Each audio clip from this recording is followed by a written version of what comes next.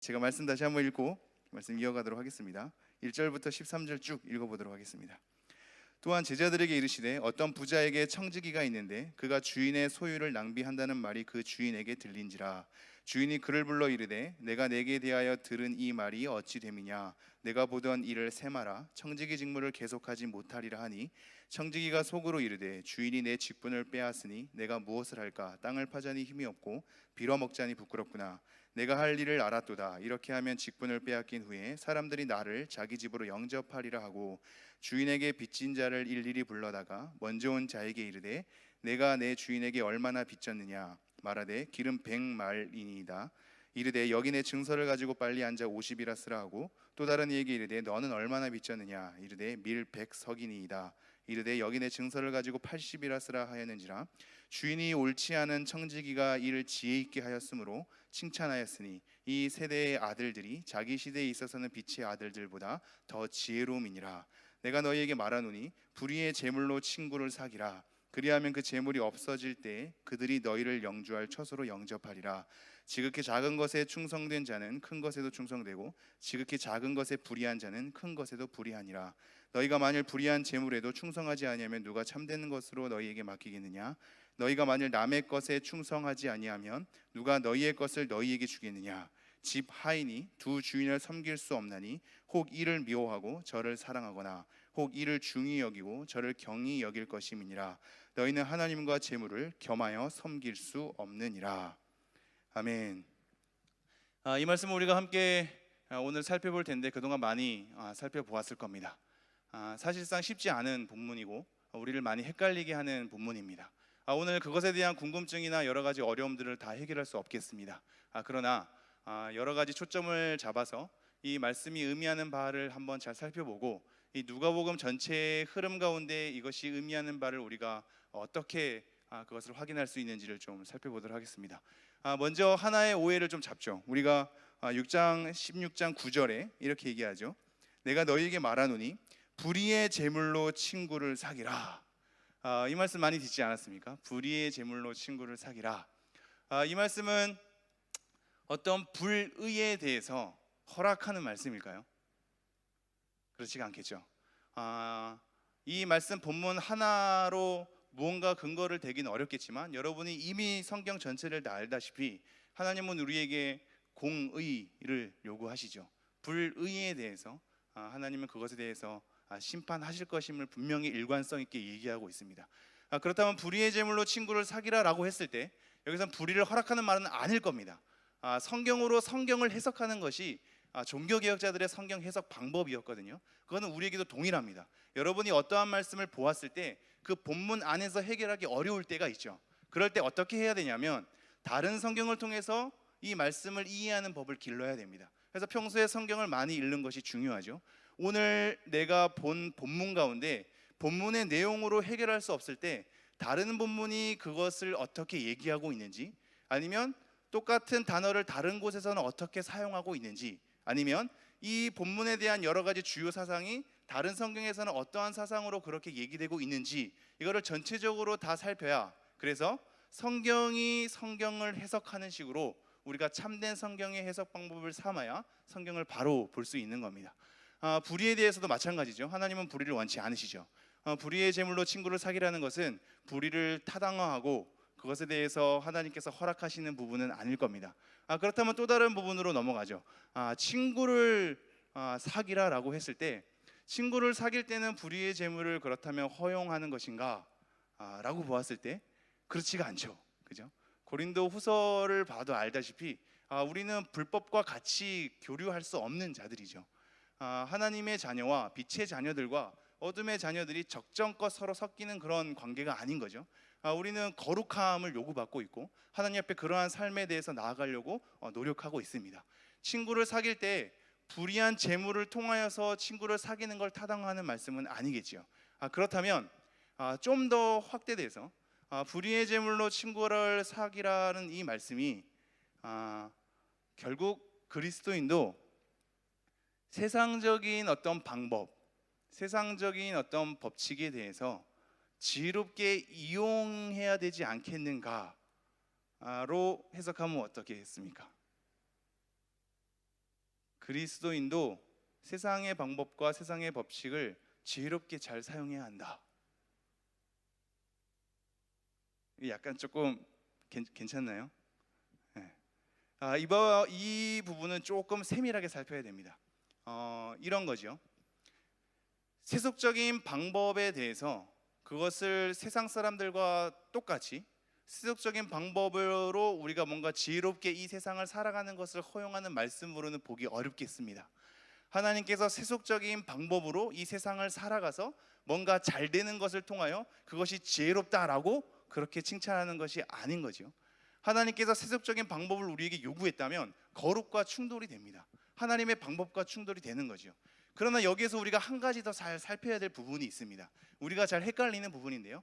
거룩함, 교회와 세상에 대한 어떤 그 담을 쌓아서 교회, 세상, 교회는 뭔가 하나님께서 지키시고 보호하시고 하나님의 방법으로 세워진 것 같고, 세상은 하나님과 대적되고 어둠이고 잘못된 방법이고 하나님께서 기뻐하지 않는 무리들로만 있는 것 같은 이렇게 구분된 것, 벽을 쌓아놓는 것에 대해서 우리가 굉장히 많이 교묘하게 우리 마음 가운데 그것이 습득이 되기 때문에 세상에 있는 모든 것들에 대해서 부정적으로 보거나 그것은 거룩하지 않는 것으로 보게 되는 경향성이 우리 가운데 생겨나게 됩니다. 이것을 통해서 어떠한 신앙이 길러지냐면 일반적인 법칙에 대해서는 간과하게 됩니다. 일반적인 법칙이라 하면 세상에서도 통용이 되고 교회 안에서 통용이 되는 여러 가지 사람이라면, 사회라면, 사람 간의 관계 가운데 이루어진 만남이라면 모든 곳에 통용되는 일반적인 법칙이라는 것이 있는데, 이 일반적인 법칙이라는 것이 세상에서도 사용하고 있는 것이니 그것마저도 다 악한 것이고 나쁜 것으로 그냥 금을 긋는 거죠. 그래서 교회의 방법, 교회에서 행하는 어떤 일들만 거룩한 것으로 그렇게 착각을 하게 되는 겁니다. 이 신앙이 더 나아가면 이렇게 되는 겁니다. 하나님께서 일하시는 것은 크게는 두 가지 방법이 있을 수 있습니다. 첫 번째는 하나님의 섭리, 일반적인 법칙을 통하여서 하나님께서 일하시는 거죠. 우리가 약을 먹고 병이 낫듯이 그것은 약을 통해서 일하시는 하나님의 섭리하심이 있는 거죠. 일반적인 법칙인 겁니다. 과학도 마찬가지고 여러 가지 일을 열심히 하게 될 때 오게 되는 보상들, 공부를 열심히 하게 될 때 시험을 잘 보게 되는 것들, 이것이 다 일반적인 법칙인 거죠. 인과 보응에 대한 법칙이 있습니다. 원인과 결과가 있는 거죠. 그런데 자칫 일반적인 법칙에 대해서 세상이 그것을 똑같이 이용하고 있으니 나쁜 것으로 몰아버리게 될 때 우리의 신앙이 어떻게 가냐면 초월적인 것으로만 갑니다. 일반적인 법칙과 약간 초월적인 법칙이 있는 거거든요. 하나님께서는 일반적인 섭리를 통하여서 일하시기도 하고 일반적인 법칙을 넘어서는 초월성으로 우리에게 일하시기도 합니다. 이 두 가지가 다 가야 되는 건데, 일반적인 법칙은 하나님의 일하심으로 보지 않는 경향이 커지고 뭔가 놀랍고 신비하고 크고 이적들, 이런 것만 하나님께서 일하시는 것으로 우리가 착각하는 경우가 많게 되는 것이죠. 그러니 우리 삶 가운데 하나님께서 음성을 들려주시지 않고 뭔가 커다란 기적을 베풀어 주시지 않고 우리 가족 가운데 어떠한 큰 일들을 만들어내시지 않으니 하나님이 우리랑 동행하시지 않는 것만 같은 느낌이고, 하나님께서 함께 하시지 않는 것만 같은 느낌이고, 하나님께서 우리의 삶에 대해서 무관심한 느낌이고 전혀 일하지 않는 것 같은 그런 착각을 자꾸 갖게 됩니다. 이것이 하나님에 대한 일하심에 대해서 우리가 왜곡되게 생각하는 것이기 때문입니다. 뭔가 크고 놀랍고 이적으로, 뭔가 권능으로, 능력으로 그렇게만 역사하는 것을 사모하기 때문에 일반적인 법칙 가운데 하나님의 섭리에 대한 일하심은 자꾸 간과하게 되는 거죠. 그러므로 오늘 다시 본문으로 돌아와서 불의의 제물로 친구를 사귀라고 할 때 당연히 세속적인 방법을 통하여서 지혜롭게 그것을 행하라 라는 말씀은 아니겠지만, 이 교회에서 요구하는 어떤 법칙과 세상에서 요구하는 법칙이 다 하나님의 일반적인 일하심의 법칙 가운데 통용될 수 있으므로 이 교회와 세상을 절대적으로 나누거나 일반적인 법칙과 초월적인 법칙을 절대적으로 나누는 어떤 신앙으로 가서는 안 될 것입니다.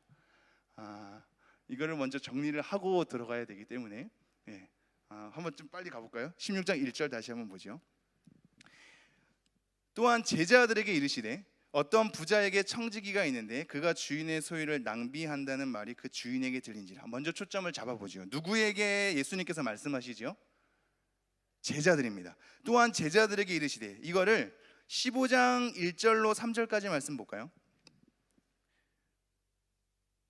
아마 자막도 나와 있을 텐데요, 성경이 바로 있으니까 또 펼치시면 되겠습니다. 15장 1절부터 3절을 제가 한번 읽어보죠. 모든 세리와 죄인들이 말씀을 들으러 가까이 나아오니 바리새인과 서기관들이 수군거려 이르되, 이 사람이 죄인을 영접하고 음식을 같이 먹는다 하더라. 예수께서 그들에게 이 비유로 이르시되, 지금 세리랑 죄인이 막 몰려오는 겁니다. 그 전에 여러 가지 무리들에게 또 말씀을 계속 가르치는 거죠. 세리와 죄인들도 막 몰려옵니다. 같이 막 음식을 먹고 교제하고 가르치고 하는 거죠. 바리새인과 사두개인들이 막 따집니다. 그러니까 바리새인과 사두개인들을 향하여서 예수님께서 어떠한 비유를 가르치시는 게 15장의 말씀입니다. 사두개인과 서기관들, 그들을 통하여서 비유로 가르치는 내용이 있는 다음에 16장 1절 다시 한번 읽죠. 또한 제자들에게 이르시되 라고 하면서 바리새인과 서기관들을 향하여서 비유를 삼았던 이 15장의 내용의 흐름 가운데 다시 한번 이 포커스를 제자들에게로 돌리고 있습니다. 무리 가운데 함께 있는 사람들 중에 세리와 죄인들 막 오고 여러 무리들 오고, 근데 거기서 바리새인과 서기관이 따지니까 그들을 향하여서 비유로 얘기하고, 그 자리에 함께 있는 제자들에게 다시 한번 뭔가를 강조하고 싶으신 것이죠. 그것을 통하여서 16장 14절입니다. 16장 14절, 바리새인들은 돈을 좋아하는 자들이라 이 모든 것을 듣고 비웃거늘. 그 자리에 계속 바리새인과 서기관들이 있는 겁니다. 먼저 바리새인과 서기관을 향하여서 15장 내용 얘기했다가 제자들로 초점을 맞췄는데 옆에서 듣고 있던 바리새인들이 비웃는 거죠. 그들을 통하여 다시 한번 얘기하면서 같이 있는 이 현장 가운데 누구를 향하여서 뭔가를 더 강조하는지가 조금씩 이렇게 다르게 펼쳐지고 있는 겁니다. 그러므로 지금 오늘 본문은 제자들을 향하여서 강조하는 본문이고, 그러기에 이거 기억해 두십시오. 이따가 확인하겠습니다. 제자도에 관한 내용입니다. 제자들에게 얘기해서 제자도에 관한 것으로 우리에게 뭔가를 요구하고 있는 겁니다. 이 흐름 여러분 기억해 두십시오. 이따가 잠시 확인하겠습니다. 다시 한번 16장 1절, 또한 제자들에게 이르시되 어떤 부자에게, 자, 이 제자들에게 제자도를 요구하면서 얘기를 하는데, 어떤 부자에게 청지기가 있는데, 청지기는 집을 경영하고 관리하는 자입니다. 주로 여기 본문에서 나타나는 역할은 돈을 관리하는 것으로 되어 있는데요, 집 전체의 경영을 다 관리하는 자라고 보면 되겠습니다. 이러한 청지기가 있는데 그가 주인의 소유를 낭비한다는 말이 그 주인에게 들린지라. 낭비라는 단어를 일부러 이렇게 쓰거든요. 왜냐하면 15장 13절에 보면, 제가 읽겠습니다. 그 후 며칠이 안 되어 둘째 아들이 재물을 다 모아가지고 먼 나라에 가 거기서 허랑방탕하여 그 재산을 낭비하더니, 둘째 아들이 재산을 가지고 가서 허랑방탕하게 생활하면서 낭비한 거를 소개를 하고 있죠. 이 동일한 단어를 쓰면서 결국 이 청지기가 굉장히 나쁘게 생활하고 있음을 우리에게 알려주는 겁니다. 정당하게 낭비하거나 그 주인이 나쁜 사람이라서 뭔가 이 사람이 다르게 생활하는 게 아니라, 지금 이 청지기는 나쁜 사람입니다. 허랑방탕하게 낭비하면서, 그것도 자기 재산이 아니라 아들은 아버지의 재산을 유산으로 받기나 했지, 지금 대리인으로서 그것을 관리하는 자인데 자기 재산처럼 그렇게 낭비했다라는 거죠. 이 소유를 낭비한다는 말이 그 주인에게 들린지라 누군가 고소하고 비방한 겁니다. 이게 그 디아발로란 단어인데요, 디아블로란 단어가 사탄으로 번역이 되거든요. 사탄이 그래서 참소자, 뭐 고소자, 고발자 이렇게 되는 겁니다. 누군가 고발한 거죠. 그 나쁜 행위에 대해서 지적을 한 겁니다. 그래서 그 주인이 그것을 듣게 된 거죠. 그래서 2절, 주인이 그를 불러 이르되 내가 내게 대하여 들은 이 말이 어찌 됨이냐. 꾸짖는 겁니다. 묻는 게 아니라 도대체 이게 무슨 소리야 이렇게 꾸짖는 거죠. 너가 이런 일을 했다고? 이렇게 묻는 게 아니라 꾸짖는 겁니다. 책망하는 겁니다. 그러면서 이렇게 얘기하죠. 내가 보던 일을 세마라. 청지기로서의 직무, 내가 보던 일 아닙니까? 청지기로서 직무, 이거를 세마라. 이게 장부를 정리하라는 겁니다. 그래서 정리할 시간에 대한 여한이 조금 남은 거죠. 그냥 당장 잘라버렸으면 이후에 일이 안 생기는데, 그동안 모든 집안의 경영을 다 맡은 자라서 어떤 장부의 기록도 이 사람이 다 했거든요. 이 사람의 사인과 이 사람의 계산과 이 사람의 관계 속에서 모든 것이 다 이루어졌기 때문에 그냥 막 나가게 할 수 없는 거죠. 여러 가지 기간을 조금씩 두는 겁니다. 두고 이것을 정리해서 나에게 줘라 라고 하는 겁니다. 내가 보던 일을 세마라. 청지기 직무를 계속하지 못하리라 하니. 3절, 청지기가 속으로 이르되 주인이 내 직분을 빼앗으니 내가 무엇을 할까? 땅을 파자니 힘이 없고 빌어먹자니 부끄럽구나. 얼마나 안 좋은 사람임을, 좀 더 긍정적으로 얘기할까요? 얼마나 좋지 않은 사람임을 알 수 있는 대목입니다. 청지기가 속으로 이르되 주인이 내 직분을 빼앗았으니 일말의 사과나 미안함이 없는 거죠. 자기 주인의 재산을 그냥 그렇게 낭비해 놓고 그것에 대한 자기 부끄러움, 염치, 주인에 대한 죄송함, 이런 것에 대한 사과, 전혀 그런 것이 없고 내 직분이 당장 빼앗긴 것에 대해서 지금 혈안이 되어 있으며, 또 뭐라고 얘기하냐면 내가 무엇을 할까? 땅을 파자니 힘이 없고, 이게 땅을 판다는 얘기가 모든 일을 통하여서 그 돈을 벌게 되는 모든 행위를 다 얘기하는 거거든요. 한마디로 이제 일을 할 힘이 없다라는 겁니다. 뭐라도 해야죠, 그죠? 뭐라도 해야 되는데, 자기가 급급하면 뭐라도 해야 되는데 뭐라도 할 힘이 없다고 자기 핑계를 내는 겁니다. 그러면서 자존심은 세죠. 이렇게 얘기합니다. 땅을 파자니 힘이 없고 빌어먹자니 부끄럽구나. 자기의 위치가 모든 재산을 관리한 굉장히 부자인 것으로 보이거든요. 모든 재산을 관리하는 위치다 보니 모든 사람들에게 사인하고 그 권위를 자기에게 자기가 그 권위를 가지고 여러 가지 자랑을 삼았겠죠. 한순간에 전락을 하니 그 빌어먹는 것이 부끄럽게 느껴진 겁니다. 다시 한번요. 3절. 청지기가 속으로 이르되 주인이 내 직분을 빼앗으니 내가 무엇을 할까? 땅을 파자니 힘이 없고 빌어먹자니 부끄럽구나. 굉장히 훌륭하지 않은 사람인 겁니다. 근데 4절. 내가 할 일을 알았도다. 뭔가 깨우친 겁니다. 그 짧은 시간에 굉장히 미련한 자며 부끄러움을 모르는 자고 굉장히 불의한 청지기가 맞는데, 그 짧은 시간에 굉장히 기가 막힌 생각을 하나 합니다. 내가 할 일을 알았도다. 이렇게 하면 직분을 빼앗긴 후에 사람들이 나를 자기 집으로 영접하리라 하고, 주인에게 빌어먹던 자가 빚진 자에게 신세받는 자로서 대상이 바뀌어버립니다. 내가 이렇게 하면 직분을 빼앗긴 후에 사람들이 나를 자기 집으로 영접할 것이다 라는 거죠. 이것도 기억해 두십시오. 아까 제자도라는 것과 더불어서 이렇게 하면 사람들이 나를 자기 집으로 영접하는 겁니다. 사람들이 나를, 이 사람이라는 생명에 관해서 언급했다는 걸 좀 주의 깊게 여기시고, 이러한 사람들이 자기를 초청해서 영접하는 것을 지금 얘기하고 있다는 것을 기억해 두십시오. 이게 어떻게 그 일을 하려고 하냐면 5절. 주인에게 빚진 자를 일일이 불러다가 먼저 온 자에게 이르되 내가 내 주에게 얼마를 빚졌느냐 묻죠. 6절. 말하되 기름 100말이니이다. 이게 1000데나리온 정도 되거든요. 1데나리온이 하루 품삯이니까 1000일의 품삯이라고 생각하면 됩니다. 이때 빚진 자는 땅을, 그 부자의 토지를 빌려가지고 경작을 하는 소작농일 수도 있고, 정말로 그냥 어떠한 큰 일 때문에 돈을 대출 받는 것일 수도 있습니다. 어쨌든 이 사람이 지금 1000데나리온 정도를 빚졌는데 이르되 여기 내 증서를 가지고 빨리 앉아 50이라 쓰라 하고 반으로 딱 줄어버리죠. 뭐 이것도 여러 가지 그 학자들의 의견은 있습니다. 지금 기름 100말, 이것은 이자가 100%라서 지금 이제 50% 깎은 거 되잖아요. 50이라고 쓰라 하라. 이거는 이제 즉 원금이 50이고 이자가 50이었던 거죠. 그래서 이자를 탕감해 주는 것으로 어떤 학자는 얘기하기도 합니다. 그게 정확히 맞는지는 저는 사회적으로 잘 모르겠습니다. 어쨌든 그런 의견가 있으면서 7절. 또 다른 이에게 이르되 너는 얼마나 빚졌느냐 이르되 밀 100석이니이다. 이르되 여기 내 증서를 가지고 80이라 쓰라 하였는지라. 이때 밀은 이자가 25%랍니다. 그래서 나름대로 이자에 그때 그 부여받은 퍼센테이지를 통하여서 이자만 삭감하는, 그래서 80, 20에 대한 어떤 이자를 삭감해주는 나름대로 원칙이 있었다고 보는 사람도 있습니다. 그것이 어떻게 됐건 지금 이 사람은 이자를 탕감해줬던, 원금의 일정 부분을 탕감해줬던 그 사람에 대한 여러 가지 부담을 덜어준 겁니다. 이 일을 하면 나중에 이 사람이 자기를 굉장히 고마워해서 나중에 자기 집에 불러다가 뭔가를 대접해주고 집을 제공해주고 할 줄로 알았던 거죠.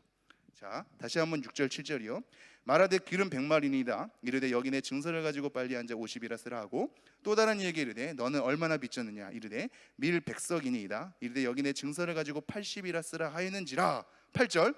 주인이 이 옳지 않은 청지기가 이를 지혜 있게 하였으므로 칭찬하였으니. 자, 이제 여기서 우리를 헷갈리게 합니다. 지금 굉장히 안 좋은, 좋지 않은 청지기인 거거든요. 주인의 재산을 함부로 낭비했고 자기에 대한 부끄러움은 전혀 고려하지 않은 채 앞으로 살 생활에 대해서 급급해서 묘수를 부립니다. 그 묘수도 결국 주인에게 피해를 주는 거거든요. 원래는 더 많이 빚진 것을 받아야 할 주인임에도 불구하고 자기가 대신하여, 원래 대리자였기 때문에 자기가 사인해서 나름대로 그것을 탕감해 주니까 주인에게 영예가 돌아가기보다 오히려 손해가 돌아가는 겁니다. 지금 잘 생각해야 됩니다. 어떤 분들은 이게 결국 주인이 너그러운 사람으로 그렇게 만들어준 것 아니냐, 그래서 칭찬한 것이 아니냐, 이렇게 보는 분들도 있습니다.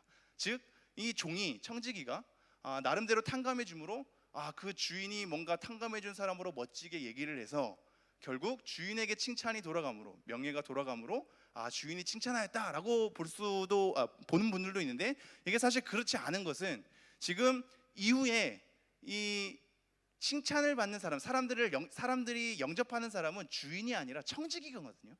그러니까 주인의 돈은 이미 줄어들었고, 나중에 사람들이 좋아해서 자기 집에 영접하는 사람은 주인이 아니라 청지기입니다.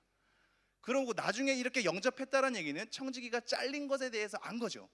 또 누군가 고발했다는 얘기는 이 청지기가 굉장히 좋지 않은 사람이라는 걸 사람들이 소문으로 이미 아는 겁니다. 그러므로 결국 주인에게 좋게 돌아갈 일은 사실상 아무것도 없습니다. 그런데 주인이 칭찬을 하는 거거든요. 이게 우리에게 어려움을 주죠. 도대체 이 불의한 청지기가, 옳지 않은 청지기가 잘한 게 무엇인가? 라는 것에 대한 의문점을 줍니다. 다시 한번 8절 읽겠습니다. 주인이 이 옳지 않은 청지기가 이를 지혜 있게 하였으므로 칭찬하였으니. 이것을 이렇게 보는 것이 좋습니다. 지금 이 옳지 않은 청지기가 불의하게 행한 모든 것, 주인의 돈에 대해서, 재산에 대해서 낭비한 것, 나름대로 부끄러워하지 않고 회개도 하지 않고 용서를 구하지도 않고 하는 것들, 그리고 사람들에게 나름대로 자기가 자기 이름으로 탕감해 줘가지고 주인에게 손해를 입힌 것들, 지금 이것은 당연히 주인이 분노해야 마땅합니다. 분노해야 마땅하기 때문에 이 일을 칭찬한 것은 당연히 아닐 겁니다. 그렇다면 주인이 뭘 칭찬했느냐? 바로 단 한 가지입니다. 너가 나쁜 사람인 것도 아는 거죠. 이 옳지 않은 청지기라고 얘기를 하고 있습니다. 근데 뭘 칭찬하냐면 이를 지혜 있게 하였으므로 칭찬하는 건데, 바로 칭찬하는 지금 그 일 하나를 주목하고 있는 겁니다. 다른 낭비하고 사람들에게 어떻게 하고 그런 게 아니라 한 가지 일, 즉 자기가 앞으로 생계의 위협을 가져올 만한 여러 가지 급박한 상황인데, 이 상황을 지금 이 미래에 대한 어떤 염려와 잘못 그칠 수 있는 자기의 삶에 대한 상황을 민첩하게 대처하는 겁니다. 그 일이 자기에게 손해되는 것은 둘째치고, 얘가 굉장히 우리의 표현으로 좀 더 약간 가벼운 표현으로 하면 굉장히 약삭 빠르게, 좀 있으면 잘릴 애인데 장부 정리해서 나한테 넘기면 끝나는 애인데, 장부 정리하면서 기가 막히게 하나를 깨달은 게, 이렇게 사람들에게 하면 사람들이 자기를 영접해서 내가 큰 일을 하지 않아도, 빌어먹지 않아도 내 삶이 영위가 되겠구나 라는 것에 대한 민첩한 판단, 자기 미래에 대해서 어떠한 어려움 없이 뭔가 잘 안착할 수 있는 민첩함, 그것 자체를 지금 칭찬하는 겁니다. 너 장난 아니다. 지금 굉장히 너가 사람들에게 돌을 맞아야 마땅하고 내가 감옥에 쳐넣어야 마땅한데, 너가 이런 위기의 상황 가운데, 굉장히 불확실한 미래 가운데, 염려와 불안 그 자체인 상황 가운데 너가 이 문제를 민첩하게 해결했구나. 이것이 지금 나에게 손해를 입히든 안 입히든 그거 둘째치고, 너가 지금 너의 문제를 민첩하게 해결한 것, 그 일에 대해서 내가 칭찬한다 이겁니다.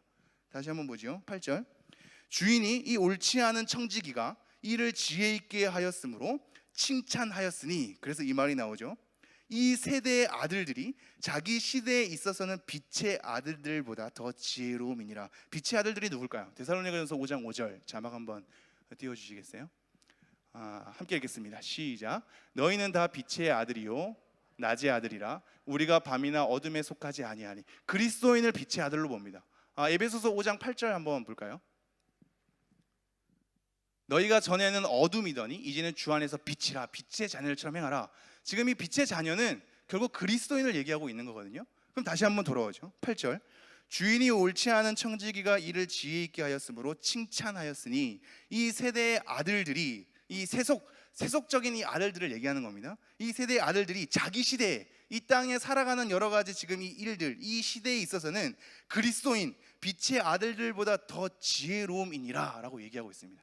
여기서의 지혜로움이 앞에 있는 지혜로움이랑 똑같은데요, 굉장히 영리하고 분별 있게라는 얘기입니다. 즉 지금 그리스도인들보다 뭔가 불의한 이 세상의 자녀들을 뭔가 괜찮은 사람으로 얘기하고 있기보다, 우리는 빛의 자녀인데 우리가 미래 일에 있어서, 우리가 당장 해결할 우리 문제에 있어서, 우리가 여러 가지 걱정과 염려 때문에 해결해야 될 우리 앞에 문제에 봉착한 이 일에 있어서 우리는 굉장히 사실 민첩하지 않게, 영리하지 않게 하나님께 맡긴다고 하면서 불안은 갖고 있고, 하나님께 기도한다고 하면서 여전히 불안함을 갖고 있는, 여전히 염려는 갖고 있는 그러면서 지혜롭게 해결한 일은 없는, 여전히 이사야 예상 가운데 한 달이 걸치고 한 달이 걸치면서 이것을 재는 것에 시간을 다 보내는 이러한 사람으로 있으니 오히려 세상의 사람들은 민첩하게 지금 자기 앞길에 대해서 준비하고 있지 않느냐라는 겁니다.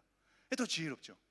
지금 그 일이 불의한 일로서, 불의한 내용으로서 담아내고 있다는 것은 지금 여기서 얘기하는 것이 아닙니다. 불의는 당연히 잘못됐죠. 불의 자체를 칭찬하는 것이 아니라 자기 문제와 자기 미래에 있어서, 불안정한 상황에 있어서 그것을 민첩하게 대처하는 이 사람의 일에 대한 자세를 얘기하는 겁니다. 근데 우리는 하나님께서 아버지이시고 모든 염려를 하나님께 맡긴다고 하면서 염려를 안고 있고 불안해하고 있고 여전히 재고 있고 세상과 하나님과의 두 다리 가운데 계속 어찌할 바를 모르고 있으니, 그러면서 기도는 한다고 하지만 결국 그 기도가 정말로 하나님을 의지하는 기도가 아니라 사실상 그냥 해야 될 것 같으니 읊고 나중에 내 머리로 다시 계산하고 하는 것들이 만연하니, 이런 빛의 자녀들, 이런 그리스도인들보다 오히려 민첩하게 행동하는 얘네들이 더 지혜로운 것이 아니냐, 이렇게 얘기하고 있는 거죠. 다시 한번 8절입니다. 주인이 옳지 않은 청지기가 이를 지혜 있게 하였으므로 칭찬하였으니 이 세대의 아들들이 자기 시대에 있어서는 빛의 아들들보다 더 지혜로움이니라. 그러면서 9절, 중요한 구절인데요. 함께 읽도록 하겠습니다. 시작.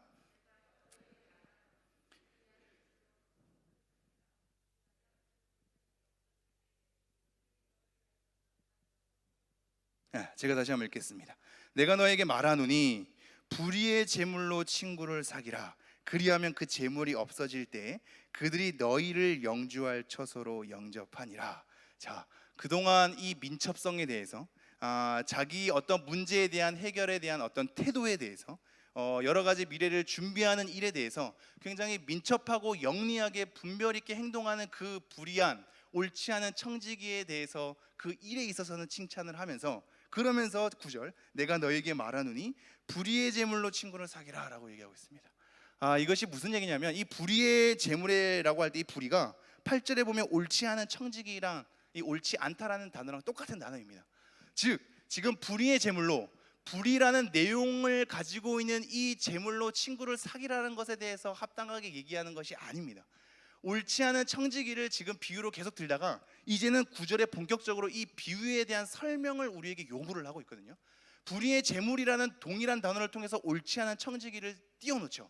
그래서 그들이 이 옳지 않은 청지기가 행한 그 일, 즉 자기 미래에 대한 준비, 문제에 대한 해결, 불안과 염려에 대한 어떤 자기 개선에 대한 이 민첩함을 우리가 살고 있는 이 땅 가운데 여러 가지 그 재물에 의존하지 말고 오히려 이것을 하나님을 섬기는 것에 대한 하나의 도구로 활용해서 누구를 남겨야 되냐면 친구를 남겨야 된다라고 얘기를 하고 있는 겁니다. 왜 이런 얘기를 할까요? 왜 이러한 불의한 재물로 옳지 않은 청지기 비유를 통하여서 그런 민첩함을 친구를 사귀는 것으로 우리에게 요구하고 있을까요? 12장으로 한번 가볼까요? 누가복음 12장입니다. 누가복음 12장 1절 제가 한번 읽겠습니다. 그동안에 무리 수만 명이 모여 서로 밟힐 만큼 되었더니 예수께서 먼저 제자들에게 말씀하여 이르시되 바리새인들의 누룩 곧 외식을 주의하라. 지금 바리새인들의 외식을 주의하라 라고 우리에게 얘기하고 있습니다. 그러면서 15절 말씀 보겠습니다. 그들에게 이르시되 삼가 모든 탐심을 물리치라. 사람의 생명이 그 소유에 넉넉한 데 있지 아니하니라. 자, 바리새인들의 외식을 얘기하죠. 먼저 주의라고 얘기하고 탐심을 물리치라 얘기합니다. 그러면서 이 흐름이 22절에 보면, 우리가 요즘에 마태복음 보기 때문에 흐름이 쫙 맞는데요, 22절에 보면 또 제자들에게 이르시되 그러므로 내가 너에게 이르노니 너희 목숨을 위하여 무엇을 먹을까 몸을 위하여 무엇을 입을까 염려하지 말라. 자, 외식을 뭐라고 얘기하면서 탐심을 물리치라고 얘기하면서 무엇을 먹을까 입을까 그것을 염려하지 말라라는 것으로 갑니다. 그러면서 31절, 우리가 주일 말씀 계속 본 거죠. 다만 너희는 그의 나라를 구하라. 그렇게 염려하지 말고 탐심 갖지 말고 외식하지 말고 하나님의 나라를 구하라. 그러면서 34절에 너희 보물 있는 곳에는 너희 마음도 있느니라 라고 마무리를 하고 있죠. 마태복음과는 순서가 조금 다릅니다. 그러면서 지금 35절부터의 내용은 생각지도 않은 때 인자가 오니까 준비하라는 겁니다. 자, 40절 말씀 볼까요? 12장 40절. 그러므로 너희도 준비하고 있으라. 생각하지 않은 때 인자가 오리라. 준비해라. 곧 하나님의 나라가 완성이 될 날이 오니 준비해라. 자, 탐심을 갖지 말고 무엇을 입을까 그렇게 염려하지 말고 하나님의 나라를 구하는 삶, 바리사인들의 외식을 쫓지 말라. 그러면서 얘기하는 것이 준비하라 라는 거거든요. 준비하라. 그리고 나서 42절 말씀 보겠습니다. 12장 42절. 주께서 이르시되 지혜 있고 진실한 청지기가 되어 주인에게 그 집 종들을 맡아 때를 따라 양식을 나누어 줄 자가 누구냐. 여기서 청지기가 등장합니다. 지금 이 쭉 흐름 가운데 청지기가 등장하면서 이후의 말은 심판에 대한 내용입니다. 이 12장의 꼬리, 지금 12장 처음부터 이 마지막까지 이 흐름이 쭉 염려와 여러 가지 외식하지 말라는 것과 하나님의 나라를 구하는 것으로 쭉 흐르다가 결국은 청지기에 대한 모습을 보면서 심판과 연관해서 12장 내용이 딱 맞춰져 있거든요. 이게 13장에 그대로 그 꼴이 나타납니다. 13장에 보면 13장 3절입니다. 너희에게 이르노니 아니라 너희도 만일 회개하지 아니하면 다 이와 같이 망하리라. 이 회개에 대한 부분을 얘기합니다. 자, 이 회개에 대한 부분을 얘기하면서 지금 제가 커다랗게 설명하겠습니다. 15절, 13장 15절. 주께서 대답하여 이르시되 외식하는 자들아 너희가 각각 안식일에 자기의 소나 나귀를 외양간에서 풀어내어 이끌고 가서 물을 먹이지 아니하느냐. 안식일에 지켜야 하는데 생명을 살리는 것으로 얘기를 하고 있습니다. 그러면서 18절. 그러므로 예수께서 이르시되 하나님의 나라가 무엇과 같을까? 하나님의 나라를 설명하죠. 그리고 24절. 좁은 문으로 들어가기를 힘쓰라. 그리고 다시 또 하나님의 나라를 설명합니다. 그리고 나서 14장 5절. 또 그들에게 이르시되 너희 중에 누가 그 아들이나 소가 우물에 빠졌으면 안식이라도 곧 끌어내지 않겠느냐. 그리고 나서 큰 잔치에 대한 비유로 하나님의 나라를 다시 설명합니다. 14장까지. 제가 좀 빠르게 했는데 지금 정리는 이렇습니다. 안식일 하나님의 나라, 안식일 하나님의 나라. 여기에 대한 초점이 뭐냐면 생명입니다. 잔치를 부를 때 누구를 부르냐면 가난한 사람들, 어려운 사람들, 이 사람들 다 모으거든요. 여러 가지 초청했는데 이 사람들이 제대로 옷 입지 않아서 다시 막 내쫓기도 하고 이렇게 남겨두긴 합니다. 안식일의 핵심은 뭐죠? 그 사람들의 율법을 준수하는 것에 대해서 굉장히 예민하게 할 때 너네는 지금 소나 양이 우물에 빠지면 이 생명 아까워서 건지지 않겠느냐. 하물며 지금 18년 동안 고생한 이 여자를 고치는 것이 무슨 대수겠느냐. 생명을 살리는 것이 더 좋지 않냐. 다른 복음서에서 이렇게 나오죠. 안식일의 주인이 나다, 인자다. 인자가 안식일의 주인이다 라고 얘기하면서 생명을 살리는 것이 안식일의 가장 본질임을 제게 얘기를 하고 있는 겁니다. 그러므로 15장의 내용이 뭐죠? 15장의 내용이 그 외식하는 바리새인과 서기관들을 향하여서 생명에 대한 존귀함을 언급하는 겁니다. 15장이 그거죠. 드라크마 하나를 잃어버려서 찾는 그 여인의 기쁨, 어린 양 하나를 잃어버려서 그 양을, 돌아오는 양을 찾아서 오게 되는 기쁨. 이 두 가지의 비유는 결국 우리가 돌아온 탕자라고 하는 비유에서 굉장히 이게 클라이막스로 흐르고 있는데요. 사실상 이 부분은 돌아온 탕자가 중요하게 여겨지는 것이 아니라 그것을 안는 아버지가 더 중요한 본문입니다. 자녀에게 모든 것을 다시 내어 맡기는 아버지, 돌아오기를 간절히 기다리는 아버지, 돌아왔을 때 기뻐 맞으시는 아버지. 여기서 끝나는 것이 아니죠. 돌아온 탕자가 주인공이었으면 이 이야기에서 돌아온 것으로 잔치하는 것으로 끝나야 되는데 첫째 아들이 등장하거든요. 첫째 아들이 불만을 품죠. 그것을 달래는 아버지인 겁니다. 하나님 아버지가 강조되는 겁니다. 하나님이 어떠한 분이냐? 이 생명을 찾았을 때, 잃어버린 영혼이 돌아왔을 때 잔치를 다 벌릴 정도로 기뻐하는 분 아니냐. 합리적으로 볼 때 이해하기 어렵죠. 드라크마 하나 찾았는데 사람들이랑 다 기뻐서 잔치를 엽니다. 99마리 양은 있는데 한 마리 양 잃어버린 거 찾았더니 잔치를 엽니다. 잔치를 여는 비용이 더 많이 들었을 겁니다. 그런데 잔치를 열거든요. 그만큼 하나님께서 기뻐하시는 거죠. 잃어버린 영혼 돌아오는 것이, 생명 하나가 죽게 돌아오는 것이 지금 엄청나게 기쁘다는 것을 15장 가운데 하나님의 마음을 헤아리는 것으로 초점을 맞추고 있습니다. 보내시는 하나님, 기다리시는 하나님, 와서 맞아주시는 하나님, 기존에 있던 이 생명에 대해서 달래시는 하나님으로 마무리를 하고 있는 거죠. 이러한 생명에 대한 존중 속에 이렇게 다시 한번 본문이 돌아오게 됩니다. 16장 9절. 내가 너희에게 말하노니 불의의 제물로 친구를 사귀라. 그리하면 그 제물이 없어질 때 그들이 너희를 영주할 처소로 영접하리라. 지금 뭐가 중요하냐면 이 땅 가운데 우리는 베드로 전후서를 통해서 살펴본 게 우리의 정체성이 나그네 아닙니까? 지금 이러한 흐름으로 가는 겁니다. 아까 제자도 기억하라 그랬죠. 지금 제자들에게 말하는 겁니다. 너네들이 제자의 그 삶으로 온전히 살아가야 하는데 하늘의 것만 바라보는 제자의 삶을 사는데 우리의 처한 현실은 뭐냐면 이 땅 위에서 사는 거 아닙니까? 우리의 그 고통과 고민이 여기에 있죠. 하늘의 것을 바라보고로 요구되어 있는데 우리의 몸은 땅에 있죠. 하늘의 것을 바라보나 땅의 현실을 같이 안고 가야 하니 괴리감이 생기는 겁니다. 하나님 어찌해야 합니까? 이 땅에는 불의의 재물로 가득 차 있고 땅의 것으로 사람들이 다 그렇게 칭찬하고 있는데 서로 자기의 그 미래를 챙기려고 그렇게 막 계산하고 이렇게 하고 있는데 도대체 우리는 어떻게 살란 말입니까? 땅 위의 것을 바라보면서 어떻게 살란 말입니까? 라는 것으로 지금 제자들이 여러 가지 고민 가운데 있을 때 지금 이 우리에게 만연한 불의의 재물에 관해서 예수님께서는 그 재물 자체에 초점을 맞추는 것이 아니라 이 재물을 도구로 삼아서 생명을 살리는 곳으로 가라는 걸 얘기하고 있는 겁니다. 다시 한번 볼까요? 내가 너희에게 말하노니 불의의 재물로 친구를 사귀라. 그리하면 그 재물이 없어질 때 그들이 너희를 영주할 처소로 영접하리라. 재물 자체가 중요한 게 아니라 그 재물을 통하여서 친구를 만드는 데에 초점을 잡혀라. 생명. 이 생명이 지금 그동안의 흐름 가운데 계속 예수님께서 본질로 삼은 것이니 제자의 도가 뭐냐면 이 하늘과 땅에 대한 삶의 괴리감으로 중간에 끼어 있으나 지금 이 재물 자체에만 바라보면서 만족하는 삶이 아니라 이 재물을 하나님의 도구로 활용하여서 친구인 생명을 만드는 데 그렇게 혈안을 하라라고 얘기를 하고 있는 겁니다. 다시 한번 9절요.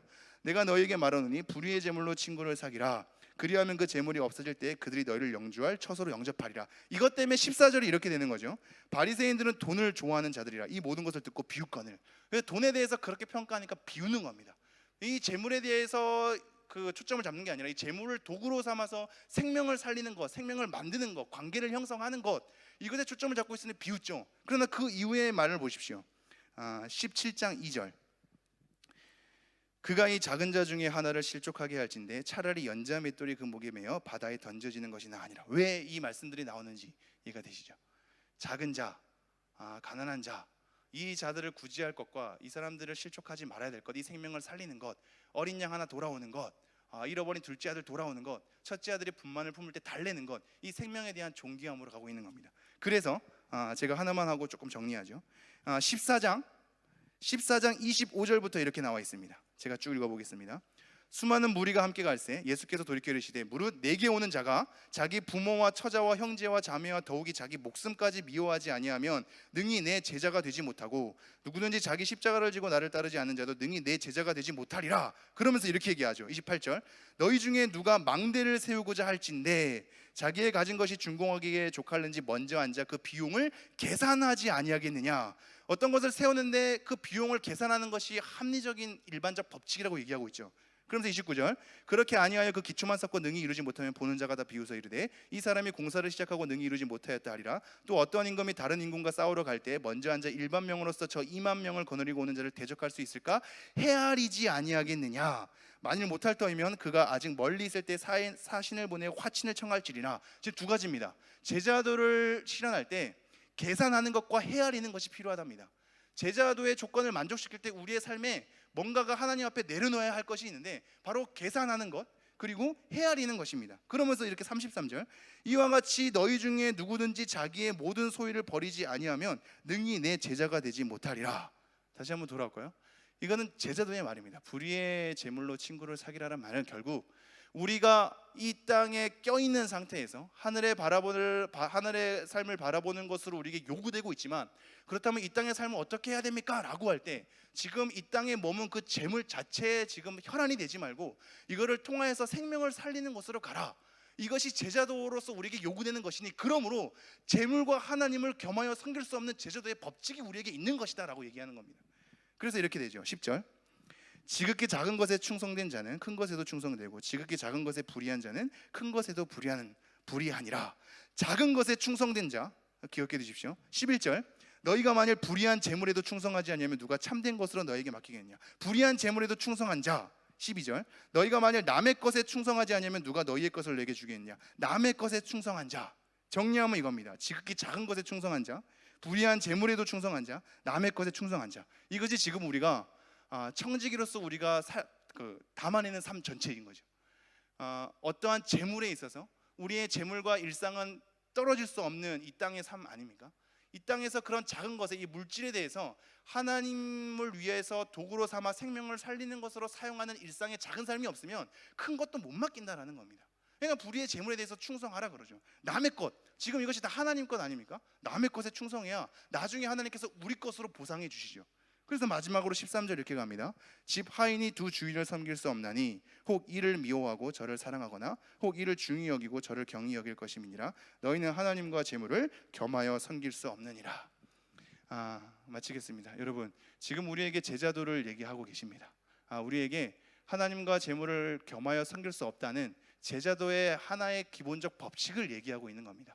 나를 따라오려거든 자기 십자가를 지고 뭐 형제나 자매나 그 모든 가족을 미워하지 않으면 내 제자가 될 수 없다는 법칙을 앞서 확인했듯이, 일상 가운데 소소한 재물이, 그리고 우리가 이 땅 가운데 이 땅에 살아가면서 가지고 있는 모든 우리의 주변 환경들이 하나님을 위해서 도구로 활용하여서 오게 되는 생명을 살리는 것으로 우리가 되지 않는 이상, 우리는 재물을 섬기는 것으로 하나님과 재물을 겸하여 섬길 수 없는 이 우상 가운데 우리가 지금 머물러 있다. 그것은 참된 제자의 삶이 아니다라는 것을 우리에게 가르쳐주고 있는 겁니다. 그러므로 불의의 재물로 친구를 사귀라는 것은 생명을 살리는 데 있어서 우리가 갖고 있는 이 땅의 모든 것들을 하나님을 섬기는 도구로 활용하라는 맥락 속에 나오는 것임을 명심해 주십시오. 우리가 먹고 마시는 모든 것, 생활하는 모든 것, 하나님이 선물로 주신 모든 것, 이 땅에서 영위하는 모든 것들이 생명을 살리는 것으로, 친구에 대한 사귐으로, 친구를 만드는 것으로, 생명을 만드는 것으로 그렇게 우리에게 요구하고 있습니다. 우리의 가진 것에 대해서 늘 불만족하기보다는 가진 걸 통하여서 생명을 살리는 것으로 여러분이 여러분의 삶을 꾸려가시기를 간절히 축복합니다. 기도하겠습니다.